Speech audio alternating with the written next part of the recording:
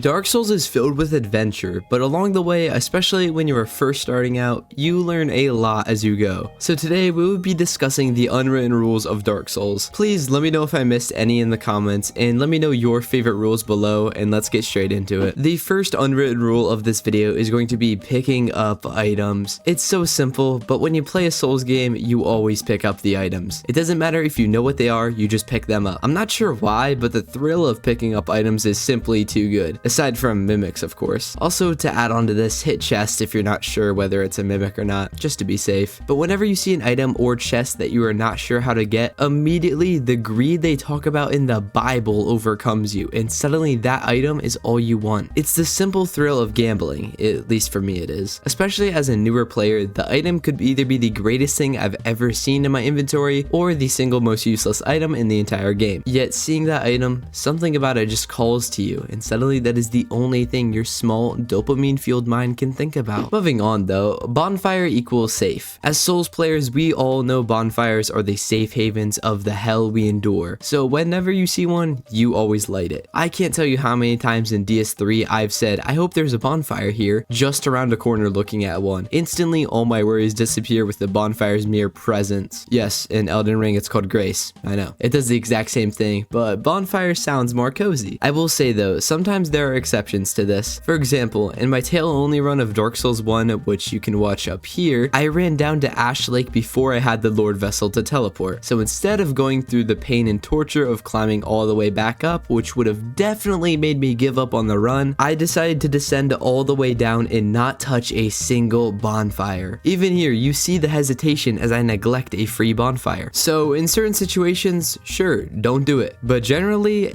always get a bonfire when you need to be somewhere. Bonus here, if you see a sign on the floor, you also kind of gotta read the message. This could lead to many great discoveries, like an illusionary wall. So very commonly in Souls games, you will see a person just sitting or standing there, not even attacking you, just there. Of course, this is an NPC, so what should you do when you see this? That's right, you spam the talk button over and over until you notice them saying the same thing. Why do you stop then? Well, because once they start saying the same thing, that's how you know that's all you needed from them. Be careful with this though, sometimes NPCs hit you with a yes or no question. Oftentimes you hit no and that is not the right answer and it sets you back a little bit. Also, I did not know until watching a video, but a lot of NPCs give you a little bit of direction. The Fallen Crest Warrior in Dark Souls 1 and Firelink will actually tell you to ring the bells starting at the gargoyles. Real quick before we go on, this video is sponsored by me. As you know, I'm trying to become that one cool small Souls YouTuber that you watch, so it would really mean a lot if you guys could use the hype button on YouTube down below. I think this is only a thing on mobile right now, but it really does go a long way and I truly appreciate it. Also, subscribe if you enjoy. It's the best way to support me and lets me know to make more like this. Thank you, and back to it. This next rule is something you learn. A lot of these other rules are almost self-explanatory and a noob could figure them out, but it will take you a while to figure out how to properly greed. If you try to get an extra hit in, more often than not, it will be the death of you. The exception to this is when a boss is nearly one hit away from death and you are certain of it. Let's take someone like Artorias who hits like a forklift. If you greed against him, you will lose health. However, if you greed against him as he is one shot from death, it is super worth it and you will then kill him. Like I said, as Souls players, this is something that is learned through an experience that pained you like no other. I actually wonder how many times someone has tried to greed Millennia on low health and has died because of it. If you're not positive that that hit will kill the boss, let alone connect, don't even think about it. Learning this and actually being patient with my gameplay still saves me to this day as I explore more builds and new fights, and I'm sure it can do the same for you. When leveling in Dark Souls, commonly you will put levels into your build. Of course, that's how it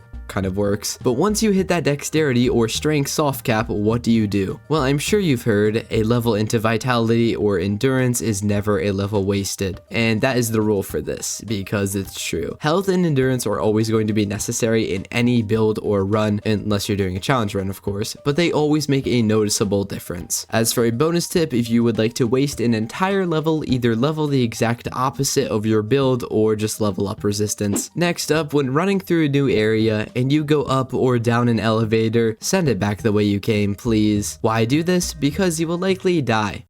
You noob. Seriously though, it just saves some extra times, and in some games, it prevents you from having to kill enemies as you can just then run past them. On top of this, even if you are not in need of a door or something to be opened, if you know you'll be needing it later, just do it. Always save yourself the trouble. Back to the elevator though, just be careful and remember if you did send it up or down, otherwise this might happen to you.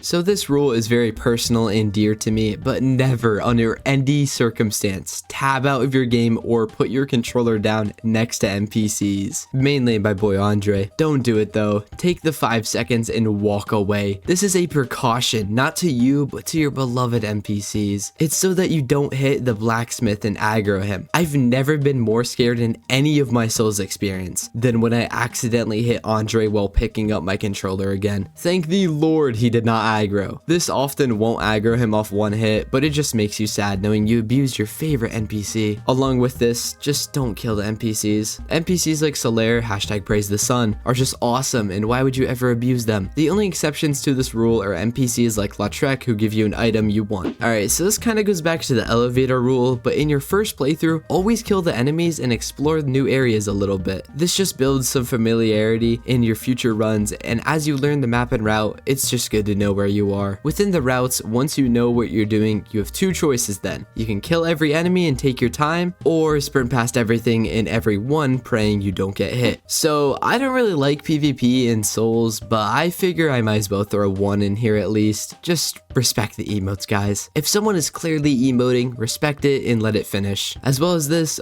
always emote before you battle. It's a little salute to each other. Don't be that guy. Play by the unwritten, now written rules. And with that being said, I will still not be PvPing anytime soon. There are plenty of embarrassing things in Dark Souls. Rolling off a cliff, dying to a random enemy you thought was dead, but nothing is worse than dying to Pinwheel. This is a boss you do not say you died to. Whatever the easiest boss is in the game, you do not die to him. I can confidently say I have never died to Pinwheel. And yes, I would admit if I have. Pinwheel is the pinnacle of Dark Souls easy bosses, especially with him being such a later game boss. He has 1900 HP, and yes, this sounds like a lot, but he dies in 4 hits using any strength weapon. Therefore, you saying you died to him just makes you seem like a noob. I also can't say I've seen a video where anyone has died to Pinwheel, so let me know in the comments. So a few things to go into this. 1, use the souls in your inventory and level up. 2, when you die and your souls fall on the ground, typically our first instinct is to panic. This is especially true if it's more than 10,000 souls or is an amount we need for an upgrade or weapon we want. But please do not panic and sprint back to it. This is because oftentimes you will end up dying doing this and lose them all. What some people still don't realize is you can straight up quit the game, not play for a whole week, and your souls will still be in the same spot you died at. As long as you don't die again, they stay there forever. You can even rest at bonfires and fast travel around. So just calm down and get those souls when you can. There's no reason to rush and potentially jank up your run even more. This took me a while to do, but when you were starting out, learn the proper mechanics. What I mean by this is learn how to parry, backstab, and especially learn your iframe timings. When I first started out, I was just